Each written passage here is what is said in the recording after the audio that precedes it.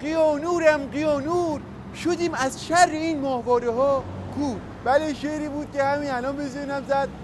در ادامه مجموعه گزارش‌های قیانوری و ماهواره امروز مقابل یکی از سفارت‌های دول استکباری اومدیم تا با بسیجیان خشمگینی که اینجا حضور دارن گفتگو کنیم. بعد از سلام، المبیا تلستار اعدام باید گردن. المبیا تلستار اعدام باید گردن. حالا المبیا تلستار اعدام باید گردن. پولاریزاسیون عمودی زیر چشم کبودی. پولاریزاسیون عمودی زیر چشم کبودی. حالا پولاریزاسیون عمودی زیر چشم کبودی.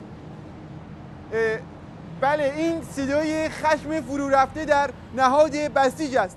برادر، میشه بگید شما برای چی اینجا جمع شدید؟ ما اومدیم اینجا تا به فرمان مقام عظما پای پیاده بریم خارج جو. کجا خارج جو؟ اونجا روی ماهواره‌های ضد نظام عملیات استشهادی کنیم تا دیگه هیچ ماهواره‌ای نتونه نظام ما رو تهدید کنه. بله، میشه بگیم پیامتون به دنیا چیه؟ من میخوام بگم پس این مدافعان حقوق بشر کجان که ببینن تو این ماهواره‌ها مقام عظما رو به چه وضعیت نظاری نشون میدن. آقای سازمان ملل، آقای جایزه نوبل، خانم یونسکو، حاج آقا یونیسف، کجایید که ببینید این ماهواره‌ها چطور بسیجی‌ها رو لت و پار میکنن؟ بعد پای یه گربه تو ایران میره زیر کامیون، همه صداشون در میاد. پولاریزاسیون عمودی زیر چشم کبود. پولاریزاسیون عمودی زیر چشم کبودی. پولاریزاسیون عمودی زیر چشم کبودی. خیلی متشکرم. شما بفرمایید. همشیره شما اینجا چیکار میکنید؟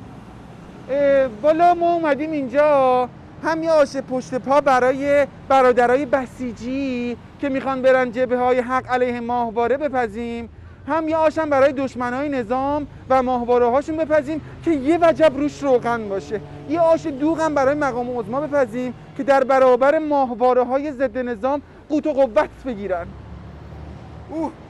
عجب آشپزاری شده. میخواستم ببینم آیا شما خودتون تا حالا ماهواره دیدید هستن؟ والا همونطور که میبینید من با این وضعیتم هیچی رو نمیتونم ببینم. البته مهم اینه که ماهواره ها ما رو نبینن. بله، خیلی متشکرم. پیامتون برای زنون بسیجی چیه؟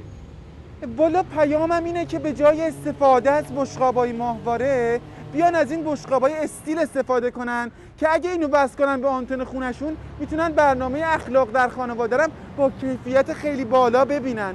خیلی متشکرم. بله، امیدوارم که دشمنای نظام با اینکه تصویر ایشون رو ندیدن ولی صداشون رو شنیده باشن. غلام قیانوری، خبرنگاران واحد مرکزی آش.